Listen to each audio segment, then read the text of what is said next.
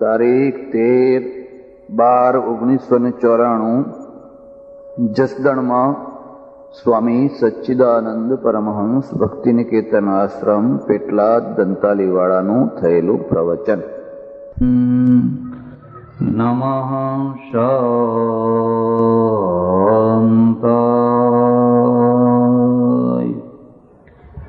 તેજસે.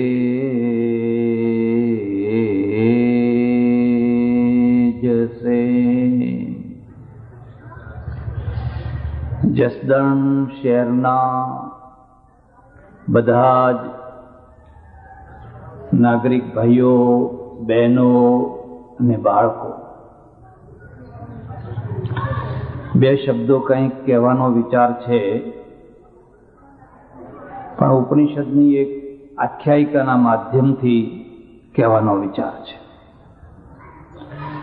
આપણે ત્યાં આખ્યાયિકાઓ હોય છે જેનો અર્થ થાય છે બહુ પ્રસિદ્ધ ઘટેલી જે ઘટનાઓ, અને ઘટનાના માધ્યમથી જેના જીવન સુધરી શકે, જીવન સુધારવાની પ્રેરણા મળી શકે એવો સંદેશો જેમાંથી નીકળતો હોય એ આખ્યાયિકા કહેવાય. એક વૃદ્ધ ઋષિ છે અને એમને વૃદ્ધાવસ્થામાં પુત્ર જન્મે છે. તમે કોઈ વાર તમારી જાત ઉપર નજર કરજો. આપણા શરીરની તો જે રચના છે એ છે, પણ એની માનસિક રચના બહુ ગજબની છે. તમારા અંદર એક ઝંખના મૂકી છે. ઝંખના માણસ માત્ર કંઈનું કંઈ ઝંખે છે.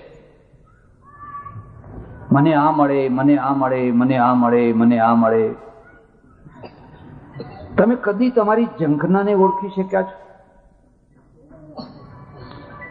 જેને જે નથી મળ્યું એને મેળવવા માટે એ ઝંખી રહ્યો હોય છે. આ ઝંખનાથી પ્રવૃત્તિ થાય છે, અને આ ઝંખના પૂરી ન થવાના કારણે માણસ દુઃખી પણ થાય છે. એક બીજી વાત, એક તીવ્ર ઝંખના હોય, આ જોઈએ જ, આ જોઈએ જ, આ જોઈએ જ, આ જોઈએ જ. તમે ધ્યાનથી જોશો તો કુદરત તમારા પાછળ કોઈ લીટી દોરી રહી છે, કોઈ એક ડિઝાઇન, કોઈ પ્લાન બનાવી રહી છે. તમારી પાસે બંગલો છે, ગાડી છે, બેંક બેલેન્સ છે, બધું છે, પણ વારસદાર નથી. વારસદાર ન હોય એવા વૃદ્ધ માણસને જઈને મળી જુઓ, એની શું દશા હોય છે. ઘણું બધું છે, પણ વારસદાર નથી. હવે શું કરવું? એને રાત્રે ઊંઘ ના આવે, કારણ કે અંદરથી એક તીવ્ર ઝંખના હોય, તે મને આટલું બધું આપ્યું અને એક આટલું ના આપ્યું. બીજી વાત, માનો કે તમારા ઘરમાં વારસદારનો ઢગલો થઈ ગયો છે. એક છોકરો નથી, ડઝન છે, પણ વારસો જ નથી. શું આપવું એ છોકરાઓને? આપવા માટે વારસો જ નથી. નથી રોજી, નથી રોટી, નથી જ્ઞાન, નથી શિક્ષણ. એક બીજી વાત યાદ રાખજો, બે જગત છે, મનુષ્ય જગત અને પ્રાણી જગત. મનુષ્ય જગત અને પ્રાણી જગતમાં એક બહુ મુદ્દાનો ભેદ છે. પ્રાણી જગત મોટા ભાગે શારીરિક દુઃખે દુઃખી હોય છે, જ્યારે મનુષ્ય જગત મોટા ભાગે માનસિક દુઃખે દુઃખી હોય છે. પ્રાણીને ઘાસ ખાવાનું ના મળ્યું, દુઃખી થયું, મળ્યું તો સુખી થયું. તમારા ખીલેથી બીજા ખીલે એને બાંધ્યું, એક દિવસ, બે દિવસ એને વેદના થાય, પછી ખાવા લાગે, પછી બધું ટેવી જાય. કારણ કે એનું માનસિક જગત બહુ નાનું છે. એનું માનસિક જગત બહુ નાનું છે. અપવાદરૂપ કોઈ હોય વાત જુદી છે, પણ માણસનું શારીરિક જગત નાનું છે અને માનસિક જગત બહુ મોટું છે. એટલું મોટું છે અને આખું જગત લાગણીઓથી ભરેલું છે, ઇમોશનલ લાગણીઓથી ભરેલું છે. અને લાગણીઓ જેટલું સુખ આપે એટલું બીજું કોઈ સુખ ના આપે. તમારું બાળક તમારા ખોળામાં આવીને બેસે તો કેટલી લાગણી થાય, ભલે ને ધૂળ ભરેલું હોય, ભલે ને લીંટ લબડતું હોય, પણ તમારું બાળક છે તમારા ખોળામાં, અને રાજાનો છોકરો આવીને બેસે તો એટલો આનંદ ના થાય. પણ એક નિયમ છે, જે સુખનું માધ્યમ છે એ જ દુઃખનું માધ્યમ છે. બેના અલગ માધ્યમ હોતા જ નથી. જે પાઇપના દ્વારા, જે નળીના દ્વારા સુખ આવે છે એ જ નળીના દ્વારા દુઃખ આવે છે. જેને સુખ આવવાની નળી મોટી હોય એને દુઃખ આવવાની નળી પણ એટલી જ મોટી.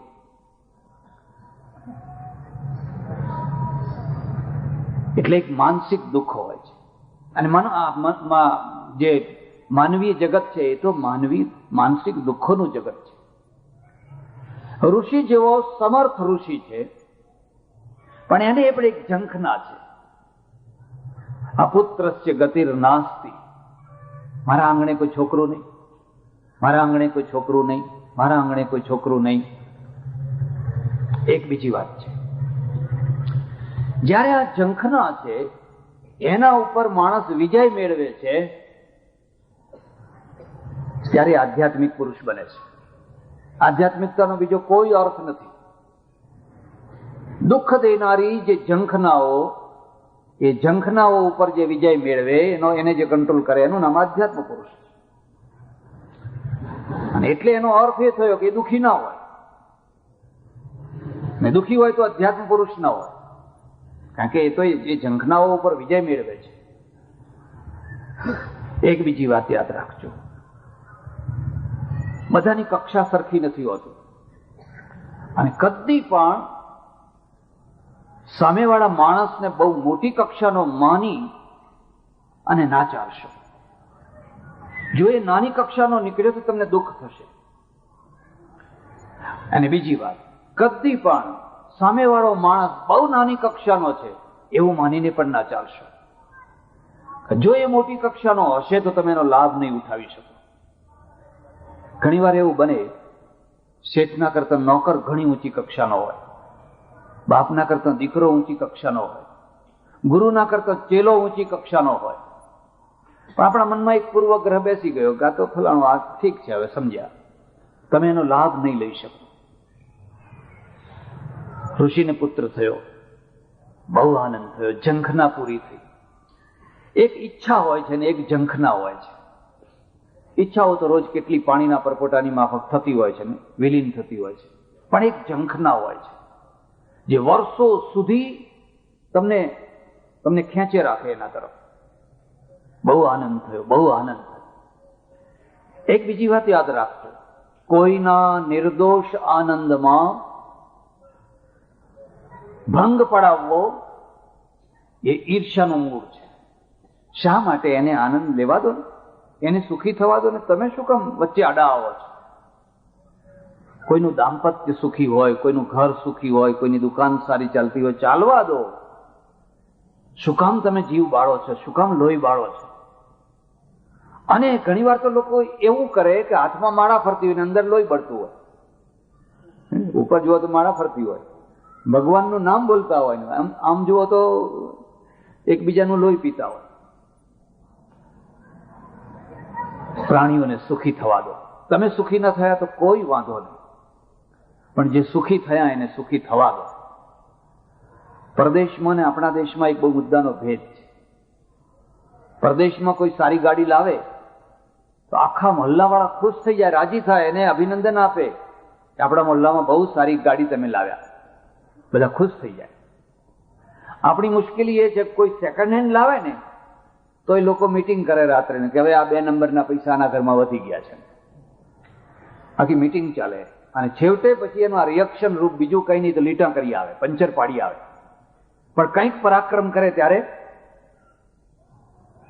એનું પણ એક કારણ છે, અને એનું કારણ આપણા પોતાના અંદર છે. આપણે સુખદ્રોહી પ્રજા છીએ. આપણને સુખદ્રોહ શીખવાડવામાં આવ્યો છે. આપણે સુખ પ્રેમી નથી, સુખદ્રોહી છીએ. જો હું જોડા ના પહેરું તો તમે વધારે મને પૂજ્ય માનો. જેમ જેમ હું વધારે દુઃખી થતો જાઉં એમ એમ તમારી પૂજા વધતી જાય. મહારાજ તો આટલી ટાઢમાં ઓઢતાય નથી, પણ એવા નથી ઉડતા એટલે તમને શું મળ્યું, દેશને શું મળ્યું? એ આખી રાત થથરીને બેસી રહે, પણ લોકોના ટોળે ટોળા ઉભા થવા લાગે. દેહ દમનથી કોઈ આત્માને ફાયદો નથી થતો. મારી વાત ઉપર વિશ્વાસ ન હોય તો ભગવદ્ ગીતા વાંચી આવજો. એને અઘોર તપ કહ્યું છે, અઘોર કષ્ટ કહ્યું છે. ગામની ભાગોળે એક બાવો ઉભો છે અને એનું નામ ખડેશ્વરી છે. 6 મહિનાથી ઉભો છે, પગ થાંભલા જેવા થઈ ગયા છે. આવતા જતા લોકો જુએ છે અને લોકો કહે છે, હા હા હા હા બાપુ કેટલું તપ કરે છે. બાપુને જઈને પૂછો કે આટલું આ 6 મહિનાથી થાંભલા જેવા પગ થઈ ગયા, શું છે? रामेश्वर की टिकट चाहिए, रामेश्वर जाना है और रामेश्वर की टिकट चाहिए. આ ગ્રહસ્થો તો વગર થાંભલાના પગ કર્યા વિના કેટલી રામેશ્વરની ટિકિટો મેળવી ચૂક્યા છે. એમને તો દર વર્ષે રામેશ્વર જવું હોય તો હસતા હસતા જઈ શકે એટલું કમાયા છે, અને પગ થાંભલા જેવા કર્યા નથી. કોઈની પાસે લાંબો હાથ નથી કર્યો, કોઈની પાસે ભીખ નથી માગી. આપણા શાસ્ત્રમાં એવું લખ્યું છે, દેવું કરીને જે જાત બેસી જાય ભાઈ, વિક્ષેપ ના બેસી જાય, પછી ઉતારજો. દેવું કરીને જે જાત્રા કરે એની જાત્રા ના ફળે. મનાઈ લખી, દેવું કરીને જાત્રા નહીં કરવાની. કર્તવ્યો અધૂરા રાખીને જે જાત્રા કરે એની જાત્રા ના ફળે. પહેલા કર્તવ્યો પૂરા કરો. અને ત્રીજી વાત છે, જે પારકા પૈસે જાત્રા કરે એની જાત્રા ના ફળે. કોણ સમજાવે? આ તપ નથી, આ વિવેક છે. જો વિવેક હોય, રામેશ્વરની ટિકિટ તો બહુ સરળ કામ છે. 500-1000 રૂપિયામાં રામેશ્વર જવાય. એટલું તો માણસ 2 દિવસમાં, 5 દિવસમાં, 10 દિવસમાં કમાઈ લે. એના માટે આ 6 મહિના થાંભલા જેવા કરવાની જરૂર શું? મુશ્કેલી શું છે? આપણા જે સાચા ધર્મગ્રંથો છે, જેના દ્વારા તમને સત્સંગ મળે ને સાચી દિશા મળે, એ લોકો સુધી પહોંચ્યા નથી. અને જે લોકો સુધી પહોંચ્યું છે એ કંઈક જુદું જ પહોંચ્યું છે. બાકી તમે ગીતામાં વાંચો, આખી ગીતામાં અર્જુન શરીર છે એ શરીરનો દુશ્મન ના બનીશ, પણ શરીરને લાડ પણ ના લડાવીશ. આ તો માધ્યમ છે. મૂળ વાત ઉપર ઋષિ છે, ઋષિને પુત્ર તો થયો, પણ જે લાગણીઓ છે ને, એ લાગણીઓ ઘણી વાર તમને કર્તવ્ય ન કરવા દે. ઋષિને એમ જ થયા કરે, બસ મારો છોકરો, મારો છોકરો, મારો છોકરો, મારો છોકરો. તરસાવીને જે વસ્તુ મળે ને, એ વસ્તુ હંમેશા તમારા માથા ઉપર ચડી જાય. અને હું તમને એક ખાસ સલાહ આપું છું, જિંદગીમાં કદી પણ કોઈને પણ માથા ઉપર ના ચડાવશો. પછી છોકરો હોય કે પત્ની હોય કે નોકર હોય કે ભાઈ હોય કે કોઈ પણ હોય, એને માથા ઉપર ના ચડાવશો. કાં તો આગળ રાખજો, કાં તો પાછળ રાખજો, કાં તો બાજુમાં રાખજો. અને જો માથા ઉપર ચડાવ્યો, એના ભારમાં જ તમે દબાઈ જશો. પણ છતાંય જો માથા ઉપર ચડાવવું જ હોય તો ખાલી ભગવાનને માથા ઉપર ચડાવજો. એ તમારો ભાર હળવો કરી નાખશે. એ તમારા ભારને હળવો કરી નાખશે. માથા ઉપર ભગવાન ચડ્યો હોય એટલે આપણે નથી બોલતા ત્યારે એના માથા ઉપર તો રામ છે, એના માથા ઉપર તો ભગવાન છે. હવે આ છોકરું છે ને, ધીરે ધીરે ધીરે પેલા ઋષિના માથા ઉપર ચડી ગયું. એક બીજી વાત યાદ રાખજો, સમર્થમાં સમર્થ વ્યક્તિ પણ મોહના ક્ષેત્રમાં દુર્બળ બનતી હોય છે. રામાયણમાં લખ્યું તુલસીદાસે, આ દશરથ યુદ્ધે ચડ્યો હોય તો જેની છાતી ઉપર ભાલાના ઘા પડતા હોય, મચક ના આપે.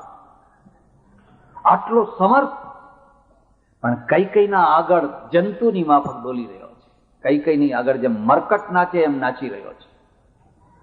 ક્યાં મોટી સેના સામે લડનારો આ મહારથી, અને કાંઈ આ એક નાજુક સ્ત્રીના આગળ પામર થઈને પગમાં લોટનારો આ ચક્રવર્તી. આ બેનો ભેદ. એટલે મોહનું ક્ષેત્ર છે એ સમર્થમાં સમર્થને પણ દુર્બળતા આપતું હોય છે. એક બીજી વાત યાદ રાખજો, ધ્યાન દો. સામર્થ્યની સાથે જો દુર્બળતા ના હોય ને તો સામર્થ્ય હંમેશા રાક્ષસી રૂપ ધારણ કરતું હોય છે. દુર્બળતા પણ ઈશ્વરની કૃપા છે. સામર્થ્ય એકલું હોય, કોઈ પ્રકારની દુર્બળતા જ ના હોય તો એ તો રાક્ષસ થઈ જશે. એક બીજી વાત પણ યાદ રાખજો, જિંદગીમાં જો માણસ તરીકે જીવવું હોય માથા ઉપર થોડું ટેન્શન હંમેશા રહેવા દેજો. કદી ટેન્શન વિનાના ના થશો. થોડું બોધરેશન હોવું જ જોઈએ. જ્યાં તમારું કોઈ પ્રકારનું બોધરેશન ના હોય કે ધીરે ધીરે ધીરે તમારા અંદરની માણસાઈ ખતમ થશે. અને બોધરેશન ન હોય અને છતાં માણસાઈ ખતમ ના થાય તો એ તો દેવ પુરુષ છે. જુવાનીમાં બહુ અક્કડ માણસ હોય, બહુ અક્કડ હોય, પણ એક દીકરી, બે દીકરી, 3 દીકરી, 4 દીકરી, 5 દીકરી પરણાવો આવેલો અને પરણાયા પછી બધાને નિભાવો. હવે તમે જુઓ, એ આપોઆપ ડાયો ડમરો થઈ જવાનો. એને ડાપણ, એને સત્સંગની જરૂર નહીં, પરિસ્થિતિ એને આપોઆપ ડાયો બનાવી દેશે. એક દીકરી પાછી આવી છે, હવે એને શું કરીએ, કેમ કરીએ, માથા ઉપર બહુ ટેન્શન છે. અને બીજી એ પાછી આવે એવું છે, કંઈક ત્રીજીનું કંઈક આવું છે. એ કેમ ડાયો થઈ ગયો? પરિસ્થિતિ એને ડાયો બનાવ્યો છે. હવે ઝઘડા કરો, બધાને સાથે જઈને રોજ ઝઘડા કરતા હતા, કરો ઝઘડા. અને એકલો હોય ને, ના આગળ કોઈ ના પાછળ કોઈ, હવે એને ઝઘડા કરવા સિવાય બીજું કરવાનું શું હોય? એને તો ઘરમાં રહ્યા તોય વાહવાન, જેલમાં રહ્યા તોય વાહવાન. પેલા કોઈના એટલે અમેરિકામાં શું ખબર છે? અમેરિકાની અંદર જે કુંવારો માણસ હોય, ટીનેજ હોય ને, એનો વીમો ડબલ હોય. વીમા વાળો એનો વીમો ડબલ લે. પરણેલો હોય, થરેલો હોય તો એનો વીમો અડધો લે. આ તો આને કઈ પડી ના આવે, ગાડી ગમે તે એક્સિડન્ટ કરી આવશે. એટલે ભલા થજો, કોઈને માથે ન ચડાવશો. માથે ચડાવવું એ સરળ કામ છે, પણ માથે ચડેલા માણસોને ઉતારવું એ સરળ કામ નથી. કાં તો એને પછાડવું પડતું હોય છે, અને જો એ પછાડો તો એ તમને પછાડ્યા વિના ના રહે. બહુ અઘરું કામ. આ ઋષિ છે, ઋષિએ છોકરાને માથે ચડાવી દીધું. માથે ચડેલું છોકરું ભણે નહીં, નિશાળે ના જાય, ગુરુકુલમાં ના જાય, અક્ષરે ના ભણે. એક બીજી વાત, માં અને બાપમાં શું ફરક છે? ખરેખર તો જુઓ તો બાપ છે એ માએ છે ને બાપે છે. એની એક આંખમાં માં હોય અને બીજી આંખમાં બાપ હોય. માનું હૃદય વાલથી ભર્યું છે અને બાપની આંખની અંદર વાઘ બેઠો છે. આ બેયની જરૂર છે. એક બહુ મોટા મંત્રી એક સભામાં મળેલા, વિધવા બેન હતા. એમણે મને વાત કરી, મને કે સ્વામીજી, ભલે લોકો ગમે એમ કે, પણ વિધવાઓ, પુરુષ વિનાની વિધવાઓ છોકરાનો સારો ઉછેર નથી કરી શકતી. એમના છોકરા બગડી જતા હોય છે, કારણ કે જે વાઘની આંખ જોઈએ એમની પાસે નથી હોતી. અને વધારે પડતું જે વાલ છે એ છોકરાને વંઠી નાખતું હોય છે. માના વાલની જરૂર છે, એટલી જ જરૂર બાપના તાપની જરૂર છે. અને જો બાપનો તાપ ના હોય તો નિભાડામાં ઘડો કાચો ને કાચો રહી જાય. બાપ જો તાપ વિનાનો થઈ જાય તો કદાચ ગાંધીજીના પિતા બહુ એ હતા,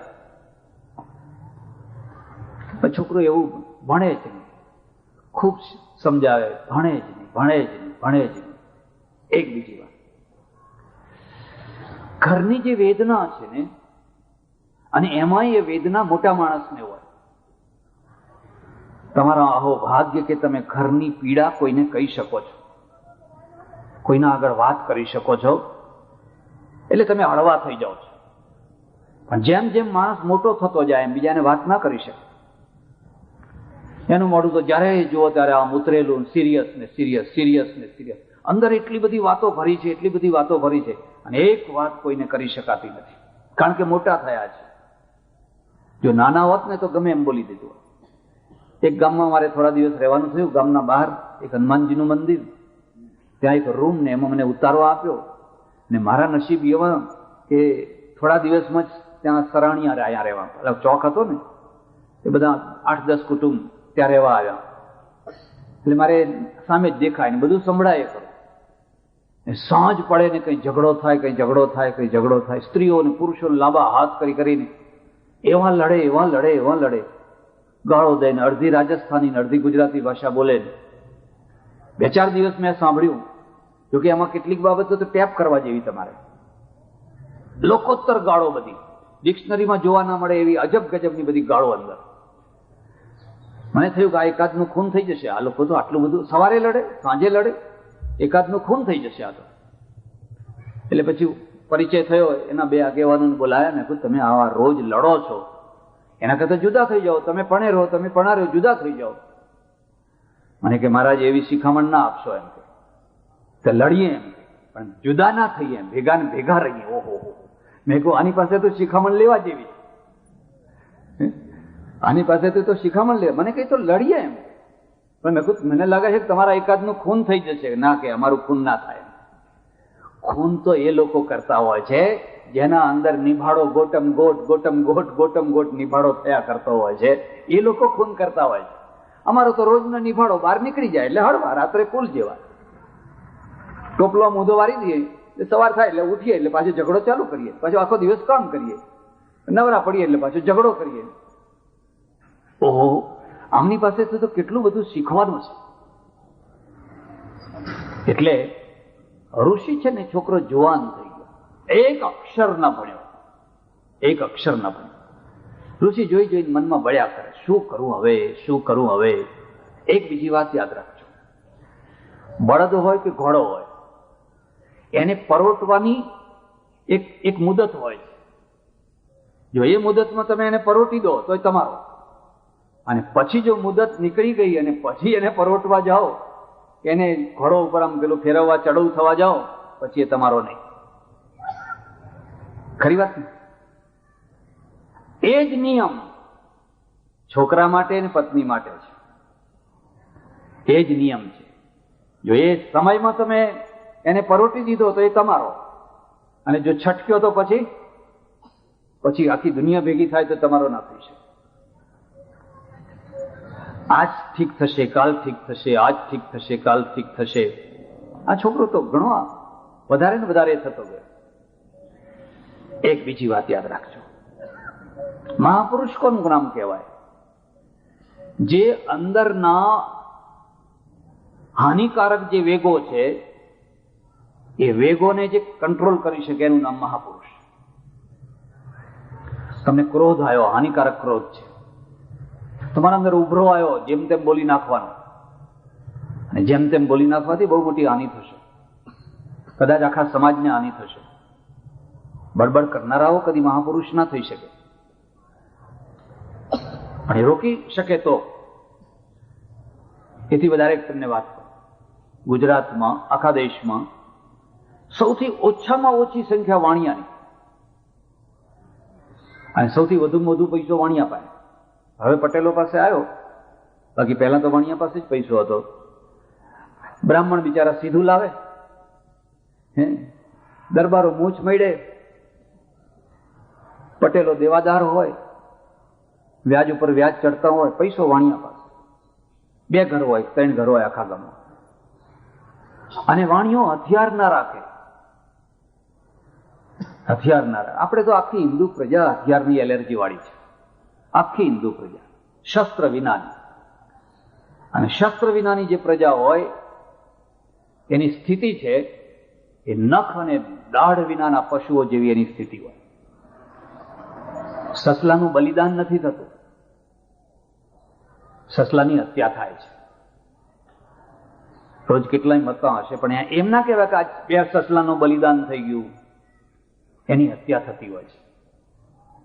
કારણ કે સસલા પાસે નખ નથી, દાઢો નથી, એ કુણું કુણું ઘાસ ખાય, પણ એ કોઈ દાડો મોતે મરે જ નહીં, એ બીજાનો ખોરાક થઈને જ મરે. પ્રજાના ઘડતરની અંદર એક આ મહત્વની વાત છે. એને પોતાનું રક્ષણ કરતા આવડે છે કે નથી આવડતું, એ ઘડતરમાં આવ્યું કે ના આવ્યું, એ ધર્મમાં આવ્યું કે ના આવ્યું. અને જો એ પ્રજાને ધર્મના દ્વારા શીખવાડવામાં ના આવ્યું હોય અને માત્ર એને સસલા બનાવવામાં આવ્યા હોય તો પ્રજા સારી તો બનશે, બળવાન નહીં બને. અને સારા માણસનો અને બળવાન માણસનો ઇતિહાસ જુદો હોય. સારા માણસો છે એ ટેક્સેબલ પ્રજા થાય, ટેક્સ ભરનારી પ્રજા થાય. બળવાન માણસો છે ટેક્સ વસૂલ કરનારી પ્રજા થાય. બંનેમાં આટલો ફરક છે. તમે સારા બનો પણ સાથે બળવાન પણ બનો. ખાલી સારા નહીં, બળવાન પણ બનો. એટલે હમણાં દિવાળીના દિવસે મારે આશ્રમમાં અમે થોડુંક જુદી જાતનું અન્નકૂટ કરીએ છીએ. બધાને જમાડવાના જે આવે ને. રસોઈ ચાલે આખી રાત. આશ્રમમાં બંદૂક છે એટલે હું લાવ્યો બધું 2-5 ભડાકા કરીએ. પટેલના 15-20 છોકરા ઉભેલા, જુવાન જુવાન, આમ આમ જુઓ તો કદાવર શરીર. મેં કહ્યું લાવ ફોડો. ના કે બાપ, આપણું કામ નહીં હો. એક આમ ભાગે, એક આમ ભાગે, એક આમ ભાગે, એક આમ ભાગે. કોઈ પકડવા તૈયાર નહીં. જાણે કે વીંછી ના હોય, જાણે કે સર્પ ના હોય. કોઈ પકડવા તૈયાર નહીં. કેટલી પેઢીઓથી, કેટલી સદીઓથી શસ્ત્ર વિમુખ પ્રજા બનાવવામાં આવી છે અને એના પરિણામે ભોગવી રહી છે. જૈન શીખોને જુઓ, ગુરુ ગોવિંદસિંહ આખી કાયા પલટ કરી નાખી. આખી કાયા એક મર્દાનગી ભરી પ્રજા ઉભી કરી ધર્મના માધ્યમ. આપણે કોઈના ઉપર જુલમ નથી કરવો, કોઈના ઉપર આંગળી નથી ઉપાડવી, પણ પોતાનું રક્ષણ તો કરવું છે. અને પોતાનું રક્ષણ પણ નહીં કરી શકો પછી ભગવાનને બૂમો પાડીને શું કરવાના હતા? ભગવાને તો કહ્યું જે રસ્તો બતાવ્યો એ રસ્તે ચાલવાનું છે. એટલે ઋષિ છે એ ઋષિએ છોકરાને પછી કહેવાનું બંધ કરી દીધું. અંદર ને અંદર દુઃખી થયા, બોલે નહીં. કેટલા ઘરો છે ને એટલા માટે સાબુત છે. એ ઘરમાં ગમ ખાનારા માણસો છે એટલા માટે. જો એમાં ગમ ખાનારા માણસો ના હોત તો ઘર ક્યારના તૂટી ગયા હોત. પણ ગમ ખાનારા જે માણસો છે ને એમની બહુ મોટી પ્રબળતા અને બહુ મોટી દુર્બળતા હોય છે. પ્રબળતા એ છે કે ગમ ખાઈ શકે છે, ભડકાને વધવા નથી દેતા. પણ દુર્બળતા એ છે કે એમનો અંદરનો ખાધેલો ગમ એમને રાત્રે ઊંઘવા નથી દેતો. અંદર અશાંતિ ઊભી થાય છે અને અશાંતિથી એમને રાત્રે ઊંઘ નથી આવતી. ઋષિ બહુ દુઃખી થયા, બહુ દુઃખી થયા. શું કરવું હવે? એક બીજી વાત છે, જેનું બહુ પ્રતિષ્ઠા વાળું ઘર હોય, આબરૂ વાળું ઘર હોય, ઇજ્જત વાળું ઘર હોય, એ કદી ચિંતા વિનાનું ના હોય. પૈસો ચિંતા વિનાનો ના હોય. પણ પૈસો તો કદાચ હોય, માનો તમે લોકરમાં મૂકી આવ્યા, જમીનમાં દાટી આવ્યા, કઈ તિજોરીમાં મૂકી દીધું, તમે નિશ્ચિંત થઈ શકો કદાચ. પણ આબરૂ કદી ચિંતા વિનાની હોય જ. આબરૂ કદી ચિંતા વિનાની ના હોય. અને એમાં પણ જેટલી મોટી આબરૂ થતી જાય એટલી જ મોટી ચિંતા વધતી જાય. આબરૂદાર કદી ચિંતા વિનાનો ના હોય. અને ચિંતા આબરૂ છે એને સાચવવા માટેની તિજોરી આજ સુધી કોઈ પંચાલે નથી બનાવી. કેલો લઈ જવા તિજોરી, તમારી આબરૂ મૂકીને ઘસઘસાટ ઊંઘજો. કોઈ પંચાલે હજુ સુધી બનાવી નથી. હા, સુખ કોણ છે? એકામ લજ્જામ પરિત્યજ્ય ત્રૈલોક્યમ સુખમાસતે. બસ નિર્લજ્જ થઈ જાઓ, આબરૂ વિનાના થઈ જાઓ, બસ પછી ઘસઘસાટ ઊંઘો. તમે આવા છો, અલ્યા એનાથી બમણા છે, લો શું કરવું છે? બસ પછી ઘસઘસાટ ઊંઘો. ચાણક્યનું છે. પણ આબરૂદાર એવો થઈ નથી શકતો. એટલે તો આબરૂદાર માણસ છે ને એ રોજ ભગવાનને પ્રાર્થના કરે છે, પ્રભુ બાંધી મુઠ્ઠી મને વિદાય આપજે.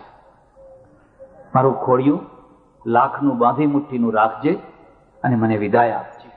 મારે તો એક સાધુ આવે છે, 75 વર્ષ 77 વર્ષના છે, વૈષ્ણવ સાધુ. જેટલી વાર આવે એટલી વાર મારી એક જ કે મને કે બાપજી એક જ આશીર્વાદ આપો કે હું બાંધી મુઠ્ઠીએ મારો વિદાય થઈ જાય, બસ આટલું મને આપો. આબરૂના સુખ જેવું કોઈ સુખ નથી. તમારા આગળ આગળ તમારી વ્યવસ્થા થાય. તમારા બાળકોને શીખવાડજો. જો ક્રેડિટ ઊભી કરી શકો તો એના સુખ જેવું કોઈ સુખ નથી. જ્યાં જાઓ ત્યાં તમારા માટે રોટલો તૈયાર, રહેવાનું તૈયાર, 5-25 હજાર જોઈતા હોય તો આપનારા લોકો તૈયાર. આગળ ને આગળ તમારા માટે સુખ ઊભું થાય. અને ક્રેડિટ ન હોય તો એના દુઃખ જેવું કોઈ દુઃખ નથી. ઋષિ બહુ મોટા આબરૂદાર માણસ છે, ચારે તરફ એમનો જય જયકાર છે. અને આ ઘરમાં આવો છોકરો. એક બીજી વાત, વૃદ્ધાવસ્થાના જે સુખો છે ને, એમાંથી સૌથી મોટામાં મોટું સુખ છે સંતાન સુખ. તમારી પાસે પૈસો હોય, તમારું આરોગ્ય પણ સારું રહ્યું હોય, માનો બધું હોય, પણ સંતાન સુખ ન હોય. સંતાન ન હોય એ નહીં, પણ આ છોકરાને પાછળ બેસાડી ઉઠાડી, છોકરાને ઉઠાડી, એક જ માં. તમે બધા ના ઉઠો, તમે બધા બેસી, એ તો વાતો કરે. છોકરા છે ને પાછળ બેસાડી દે. ધ્યાન દે.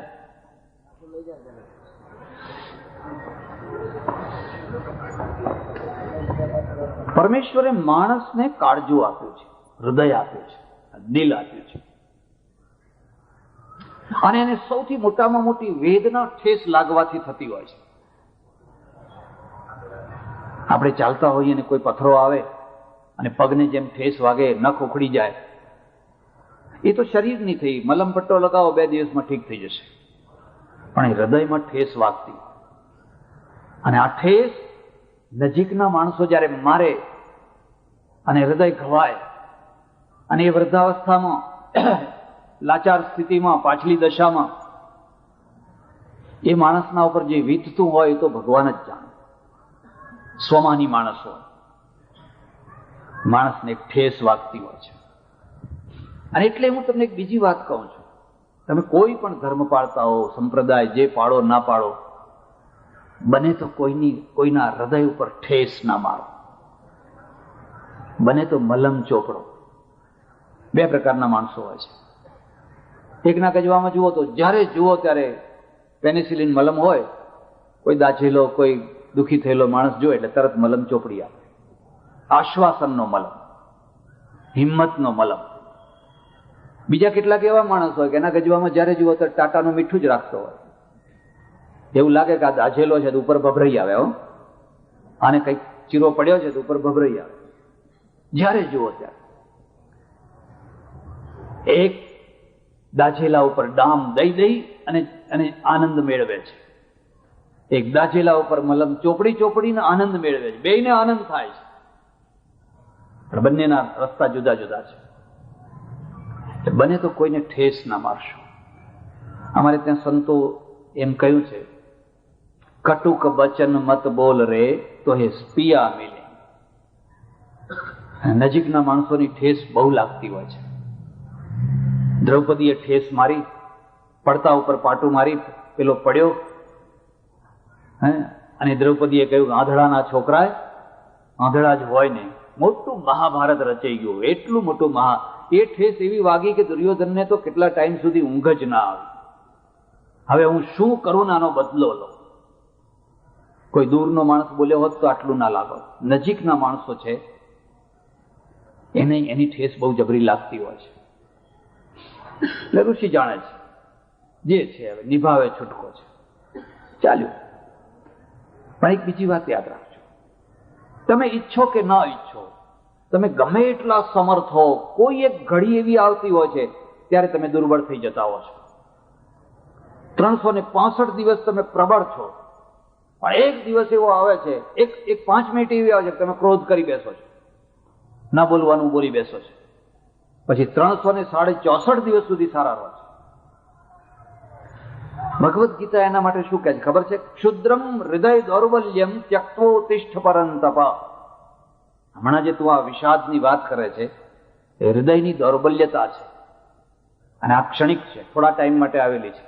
અંતે તો પ્રકૃતિ સ્વામ નિયોક્ષતી. તું રજપૂત છે, ક્ષત્રિય છે, ને તારી પ્રકૃતિ તને યુદ્ધ કરાવશે, પણ હમણાં તું જે બોલે છે એ ક્ષણભર માટે હૃદયમાં જે દુર્બળતાની આંધી આવી છે, એ આંધીના કારણે તું આવું બોલે છે. ઋષિનો પણ એક દિવસે બાંધ તૂટી ગયો. 364 દિવસ પૂરા થયા અને પેલો અડધો દિવસ આવી ગયો અને એમાં એ બાંધ તૂટી ગયો. કારણ કે એને જોઈ જોઈને બળ્યા કરવાનું, જોઈ જોઈને બળ્યા કરવાનું. એક બીજી વાત યાદ રાખજો, જેને જોઈને મન ઠરે, મન રાજી થાય, પ્રસન્નતા આવે, એવા માણસો જો ઘરમાં રહેતા હોય ને તો તમે સુખી સુખી છો. ભલે પૈસો ઓછો હોય, સવારે આમ આંખ પડે, નજર પડે ને એને જોઈને આનંદ આનંદ થઈ જાય તો તમે સુખી સુખી છો. પણ જેને જોઈને જ તમને બળતરા થાય, તમારું મન બળ્યા કરે, અને તે એક દિવસ માટેની આખી જિંદગીના પનારામાં માણસો છે. 2 દિવસ, 3 દિવસ, 4 દિવસ, 5 દિવસ નહીં, રોજની વાત. બેસા ઉપર બેસ, આવ.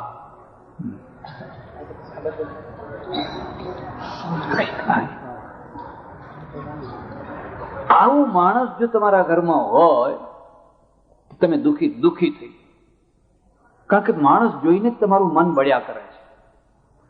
એક બીજી વાત, આ બળતરાને માણસ બદલીને દૂર કરી શકાય કે માણસને બદલ્યા વિના બળતરા દૂર કરી શકાય? માણસને બદલીને જે બળતરા દૂર કરવાનો પ્રયત્ન કરે છે એ કદાચ બીજી વાર પણ છેતરી શકે છે, ત્રીજી વાર પણ છેતરી શકે છે. માણસ રાખીને પણ બળતરા દૂર કરવાનો જે પ્રયત્ન કરે છે એ કરી શકાય છે. અને એ રીતે કરી શકાય છે, તમે તમારા અંતરને વિકસિત કરો, અંતરમાં વિકસિત કરો, તમારા હૃદયને ખીલવા દો, અને જે ખીલશે તો બીજાના દોષોને એ સહન કરી લેશે. એક બીજી વાત યાદ રાખજો, જિંદગીમાં મહાપુરુષ કોણ છે? જે બીજાના દોષોને સહન કરી શકે છે, જે બીજાના દોષોને માફ કરી શકે છે, અને એ રીતે માફ કરી શકે છે કે મારામાં એ દોષો છે જ, હું પણ એ દોષોથી મુક્ત નથી. કોઈ એવો દાવો કરે કે મારામાં એક રત્તીભર દોષ નથી તો એ ઢોંગી છે, પાખંડી છે, દંભી છે. સંતોની એક ખાસિયત છે કે પોતે કહે ભાઈ અમે તો દુર્બળ છીએ, અમે તો પામર માણસ છીએ. એ પામર જ પરાક્રમી બનતા હોય છે. એ ઋષિ છે, એ ઋષિએ જોયું કે હવે આ છોકરો, પણ તે દિવસે એમનો બાંધ તૂટી ગયો, અને તૂટી ગયો એટલે ન બોલવાનું બોલાઈ ગયું.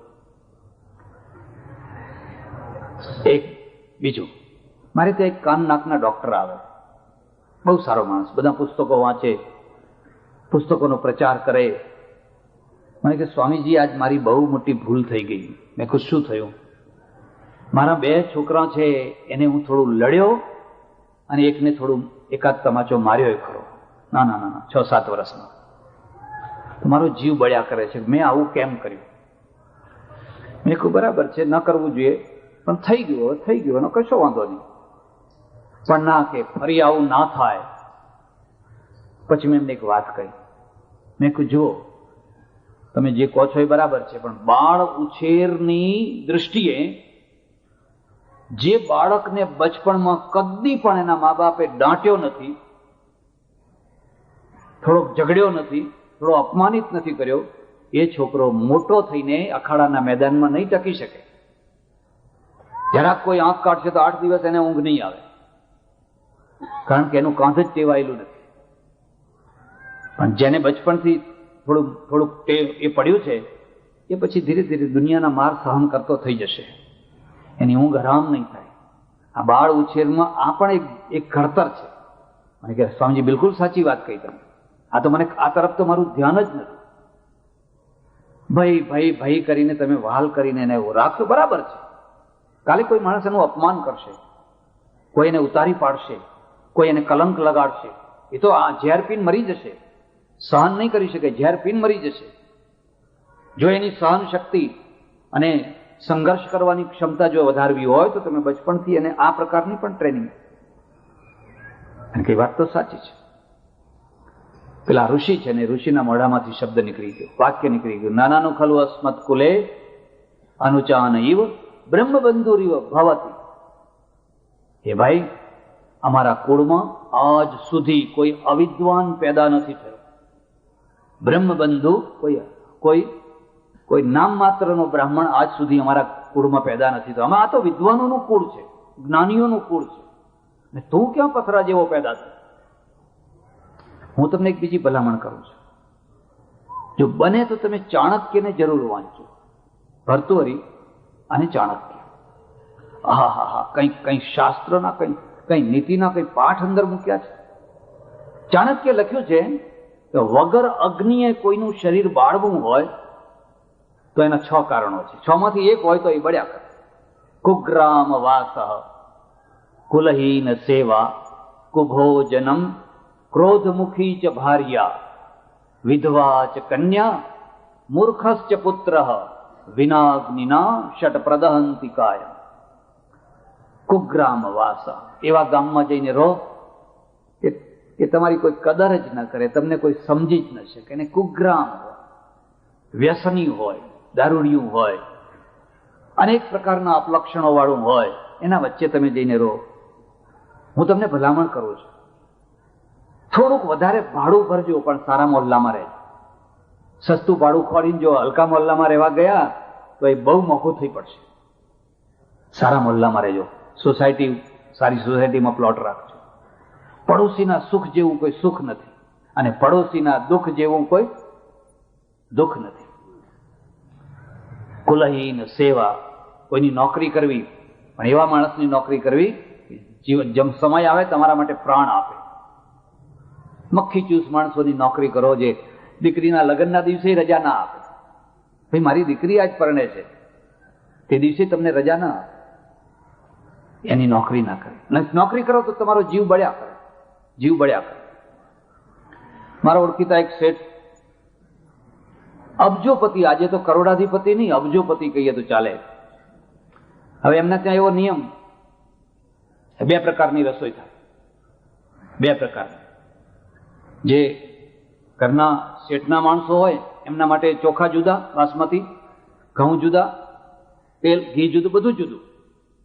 અને 8-10 જે નોકર ચાકર હોય એમના ચોખા જુદા, એમનું બધું જુદું, એમનો લોટ જુદો, બધું જુદું એમનું. પછી પેલો માણસ મને કહે, રસોઈયો મને કે, સ્વામીજી, અને તમારે જોવું હોય તો જોજો, કોઈ ગરીબ ઘરમાં આવી 2 પ્રકારની રસોઈ નહીં થતી હોય કે એની દાળ જુદી ને આની દાળ જુદી, આ બધું એવું ભાગ્યે જ થતું હશે. એ 2-3 પ્રકારની રસોઈ કાં તો અમારા આશ્રમોમાં થતી હશે, કાં તો કોઈ શેઠિયાઓના ત્યાં થતી હશે. અમે એમાં બકાત નથી. અમારે ત્યાં વીઆઈપી આવે, સેમી વીઆઈપી આવે, સામાન્ય આવે, લોઅર આવે. અમે જોઈએ કેટલા મૂક્યા, કેવી ગાડી લઈને આવ્યો છે, કેટલું મૂકી શકે એવો છે. અને આ તો બધો ક્યાસ કાઢવા બેસો એટલે ધંધાને શીખવાડે, પછી ખબર પડી જાય કે હા આ કોણ કઈ કક્ષાનો છે. કાં તો અમારે ત્યાં 2-4 પ્રકારના રસોડા હોય, કાં તો શેઠિયાઓના ત્યાં હોય. સામાન્ય પબ્લિકના ત્યાં તો એક જ શાક ને રોટલો છે, ભાઈ લો આવો બેસો, ભેગા બેસીને ખાઓ. એમાં જે મજા આવે ને એ પેલામાં ના આવે. પછી મેં કહ્યું, તો તમારે બહુ દુઃખ, કે દુઃખ તો ખરું, પણ અમે એના કાન કાપીએ. મને કે, તમે શું કાન કાપો? મને કે, શેઠાણી છે ને આમ ઉપર ને ઉપર ઊભી હોય, જ્યારે જુઓ ત્યારે ઉપર ને ઉપર ઊભી હોય, પણ એ ગમે એટલી ઊભી હોય, થોડીક આગી પાછી થાય ને વાટકી ભરીને ઘી પી જઈએ એમ. ભલે ને કોરી રોટલી ખાય, એના દેખતા કોરી ખાય, અને ઘી છે ને વાટકી ભરીને પી જઈએ એમ. ખરું? અરે મને કે, મહારાજ જો પીવાનું ના મળે ને ચોકડીમાં ઢોળીએ એમ. પણ નુકસાન કર્યા વિના રહીએ. નોકરોને વફાદાર રાખવા હોય તો પહેલા તમારે વફાદાર થવું પડે. તમે એનો કસ કાઢો અને પછી તમે અપેક્ષા રાખો કે મારો વફાદાર રહે, તે ના રહી શકે. નાનાનું ખલું અસ્મત કુલે અનુચાન ઇવ બ્રહ્મબંધુરીવ ભવતી. મારા કુળમાં આજ સુધી આવો કોઈ મૂર્ખ છોકરો પેદા નથી થયો. એટલે પેલો ચાણક્ય કહે છે, કુગ્રામ વાસ, કુલહીન સેવા, કુભોજનમ. હું તમને એક બીજી ભલામણ કરું છું, કદી પણ 15, 20, 25 પ્રકારની રસોઈ ના બનાવવી. હું એકવાર કલકત્તા ગયેલો ઘણા વર્ષો પહેલા, અને એક મારવાડી શેઠે મને નોતરું આપ્યું જમવાનું, અને એને ત્યાં જમવા ગયો, 2 મોટા પતરાળા મૂકેલા, 2, 108 પ્રકારની રસોઈ બનાવી, 108. અને હું તમને કહું, તે દિવસે જમવાની બિલકુલ મજા જ નહીં આવે. ગભરાઈ ગયા, શું ખાવું ને શું ના ખાવું. એક એક તોલો મૂકો તો 108 તોલા થઈ જાય. કોઈ દિવસ ના કરે. બસ 2 કે 3 વસ્તુઓ બહુ થઈ, બસ મજા આવશે. પણ 2 કે 3 સારામાં સારી બનાવો, જેમ તેમ ના કરો, વ્યવસ્થિત કરો, મજા આવી જશે. 25 પ્રકારનું બધું અંદર મૂકો અને પછી એમાં કેટલીક વાર તો આયુર્વેદની દ્રષ્ટિએ એકબીજાનો મેળ ના ખાતો હોય એવા બધું કર્યું. એક સજ્જનના અમારે જમવા જવાનું થયું, હરખમાં એને દૂધ પાકે કર્યો ને શ્રીખંડે કર્યો પાછો. કુભોજનમ ક્રોધમુખી ચ ભાર્યા. હવે એની વ્યાખ્યા કરવાની કઈ? વિધવા ચ કન્યા. કન્યા વિધવા ઘરમાં ફર્યા કરે છે, જુવાન કન્યા છે. આ વિધવાનું દુઃખ પરદેશ વાળાને નથી, આપણે છે. આપણે વધુ પડતી સંસ્કૃતિ વાળું જીવન જીવીએ છીએ, એ લોકો વધુ પડતી વ્યવસ્થા વાળું જીવન જીવે છે. એમ સમજે વિધવા થઈ એને લગ્ન થઈ જવા જોઈએ, એને પરણી લે એની મેળે. આપણે કઈક ના એની મેળે ના પરણવા દઈએ ને અમે ના પરણાવીએ, બસ આખી જિંદગી એને. અને જો આટલી ભૂલ કરે ને મારી નાખો, બાળી નાખો, પોલીસ આવે એના પહેલા કૂટી બાળો. કારણ કે આપણે ઇમોશનલ પ્રજા છીએ. જેટલું કલ્ચર વધારે એટલી ઇમોશનલતા વધારે. જેટલી ઇમોશનલતા વધારે હોય એટલી જ પ્રજા આંતરિક રીતે વધારે દુઃખી થતી હોય. વિધવા ચ કન્યા, મૂર્ખશ્ચ પુત્ર. મારા એક